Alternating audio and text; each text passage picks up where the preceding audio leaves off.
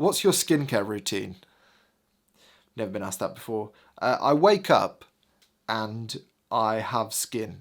I should probably drink more water, but aside from that, I don't think too much about my skin. Hello everybody, and welcome to another video that I'm shooting indoors. I did go out this morning to try and brave the weather and get a photography video done. Imagine that. But it was awful. It was absolutely disgusting, and I shot nothing. And I really have no aversion to showing videos like that every now and then, because often that's what photography is like. But this one was particularly bad. So instead, I got home, sopping wet, and asked on Instagram for some questions, and I thought today I could do a Q&A. So I shall now answer some of your questions that you've asked me on Instagram. What's the first thing you think about when you arrive at a new location? Where's the coffee? Isn't milk just cereal sauce? Good point. Somebody once described mayonnaise to me as egg sauce. Completely put me off.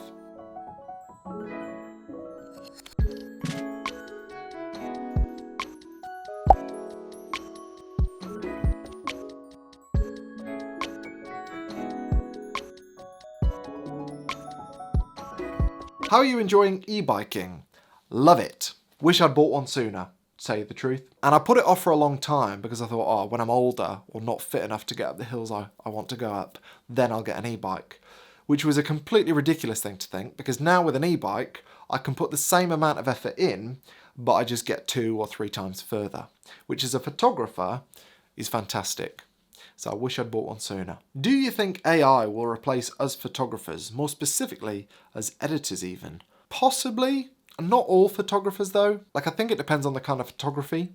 I think if I was a commercial photographer, I'd be more concerned with AI than I am doing what I do. And that's because with commercial work, I don't think too many people are fussed whether they've been generated by a computer or a person. But the kind of photos that I look at that aren't commercial work, I'm only interested in them because I know a person has taken them. And I think that goes for lots of art. And so while I think it's going to get harder to differentiate between the two, and we might go through some murky business of trying to identify what's been done by a person, what's been done by a computer, I think what will matter always for most art, same for music, same for anything, is that a person has been behind it. And I think for lots of stuff, that's where the value lies. What's your process while editing photos? Do you listen to music, podcasts, etc.? My favourite thing to do at the moment is listen to Flavor Trip, YouTube channel, house music, love it.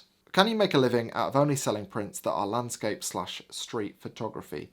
Probably. You'd have to sell more prints than I do, but probably. What are your favourite locations to photograph in the UK or abroad? Just Italy. All of Italy, I would say. What's your dream place to travel to? India. I keep meaning to go to India, and another year has passed and I haven't. Maybe next year. Hi James, how do you take care of your gear when shooting in wet weather? I don't really. I pay a lot of money for weather sealed gear and I expect it to be weather sealed, basically. Where is your little blue camera strap from? This one. If it's this one you're talking about, Etsy. How do you work out how big you can print a photo? My camera's only 18 megapixels. Will it still look good? There are lots of ways to calculate that. Some people like to work on dots per inch. They like 300, for example. But the reality of printing is that good printing is all about viewing distance. And so you can look at a billboard from across the street and it can look fantastic. And then you walk up to it and the pixels are like that big. And so when you stood a couple of feet away, the picture doesn't make sense. But when you're stood an appropriate distance away, it looks fantastic. And the same goes for pictures that are going to go on your wall. If you stood the right distance away, it doesn't really matter if you've got 10 or 60 megapixels. It'll look good. And it might be the case that you want lots and lots of detail close up, in which case higher resolution will be useful. But now there are lots of tools that can help you up-res your files as well. So you don't necessarily need lots and lots of resolution for printing. So it's definitely worth doing some printing before investing in a high resolution body, because you'll probably find that you'll like the results. Any advice for a photographer struggling to find inspiration living in a boring area? Imagine a photographer on the other side of the planet describing where they live as boring. Because I bet to you, you'd love to go there for a week to explore and take photos because it'd be different to you. That is also true of where you live. Somebody from the other side of the planet will think where you are from is interesting and therefore worthy of documenting. So do it. I'm a dad to an 8-month-old. Any tips on taking your kids out with you to take photos? Yeah, don't change lenses. If you're changing lenses and your kids are either running around, I mean at 8 months old they won't be, but even if they're on your back and you're changing lenses, nightmare. One camera, one lens, keep it simple, very low expectations, plan to be out for a maximum of half an hour, in my experience. Your favourite photo of 2023? This one. When are you coming back to New Zealand? Be good to photograph some sheep together. I would love to come back to New Zealand. I just need to carve out the time to do it.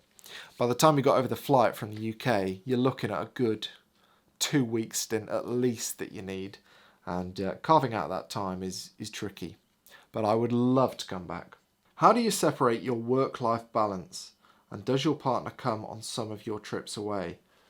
Good question. It's tricky, I find, but I definitely have it better than most photographers because I can call this a job, so I have much more flexibility. What seems to work best is if I go away for an average of 1 week every month, which I've agreed with Emily. She's very understanding. But in that week, I try to get loads and loads of stuff done, which means that when I'm at home, the pressure to make videos and things is a little bit less, and therefore I can be more present. Is the theory. By the way, if you can see me rocking, I'm on this, I've sort of bought like a kneeling chair for, it's supposed to be good for posture, and I think it is, but my posture at the moment looks horrific, so I'm not using it right. Here we go. Love your style when editing. How do you create that light green colour? Thank you very much. Play around with the luminance of the greens and the yellows in whatever software you use. Hopefully that'll help. Sony 24-50 GM coming. Your opinion on that? Interesting.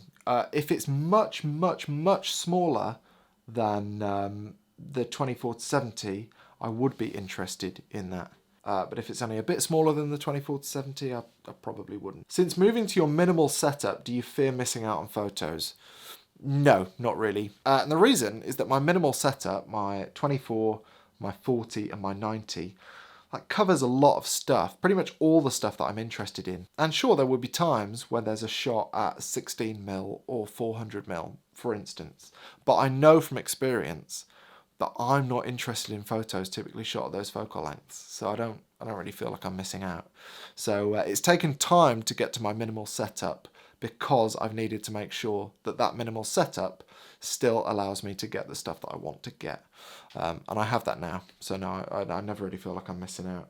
I feel like I've gone all serious. Sorry.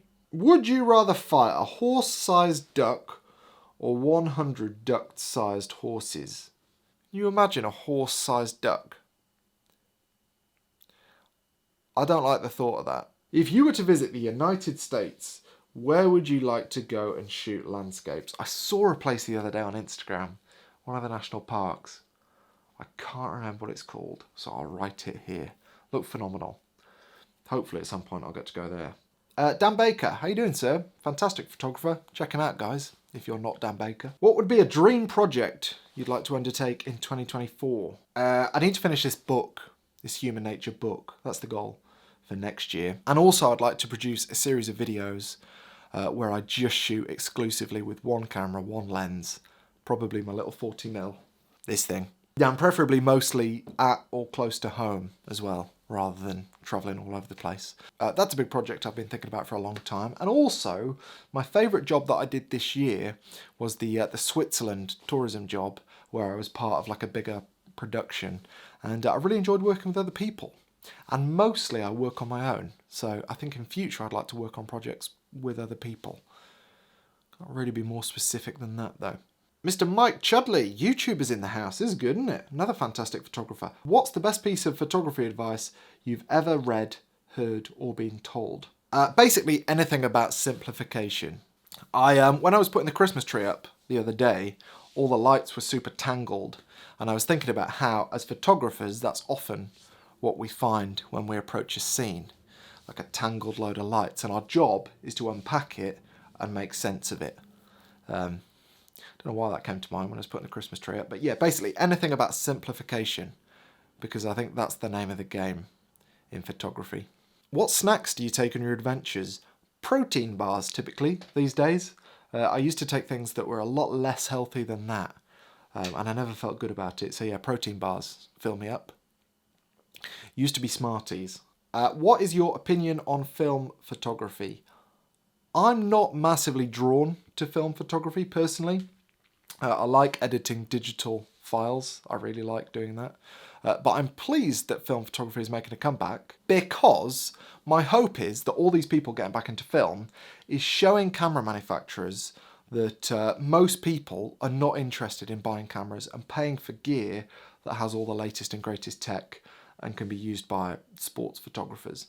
Most people don't need those features, and therefore I'm hoping that camera manufacturers for both digital and film might start making cameras that have got a bit more soul and less pointless tech. I could be wrong, but that's why I'm digging the fact that lots of people are getting back into film, even if I'm not. How do you deal with the urge of buying more gear?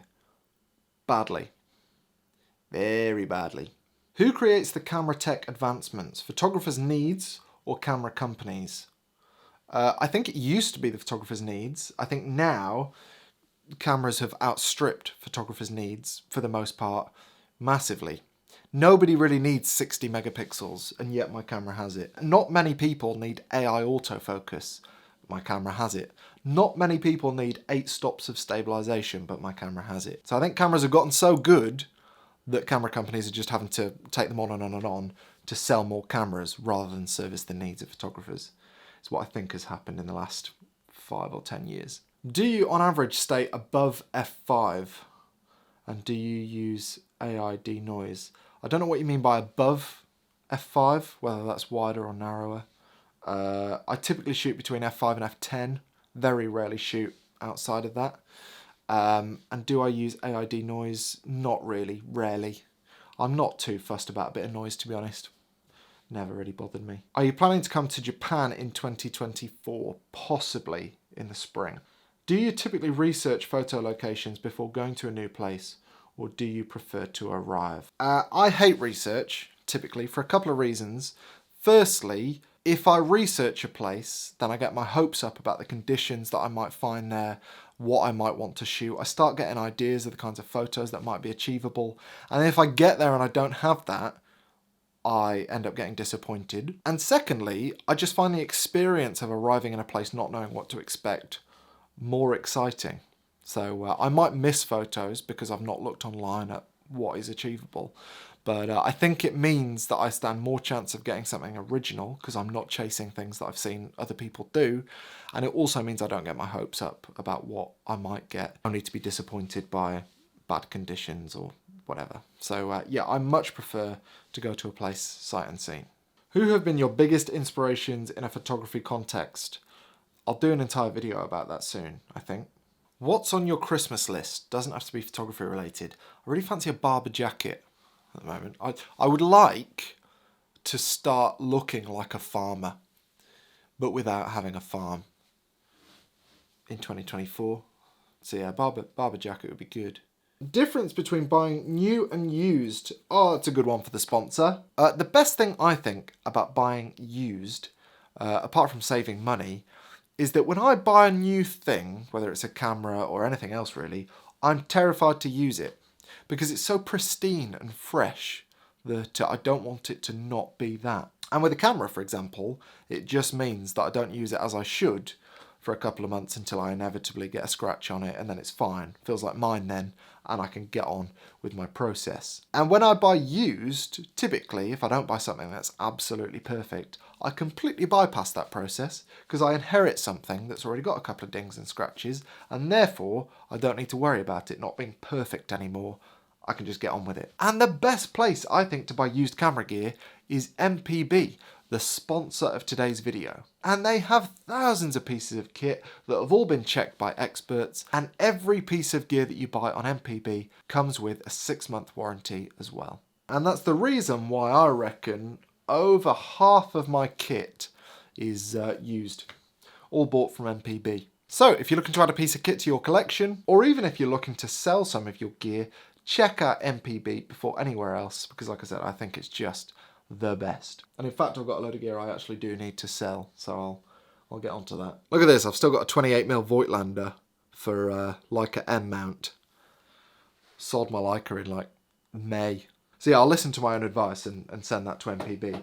Links in the description if you're interested. There's a load more questions, but I think that's enough. Is anyone still awake? Hello?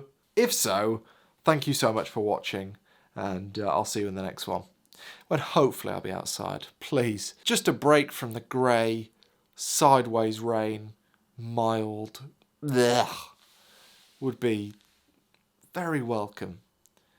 Please.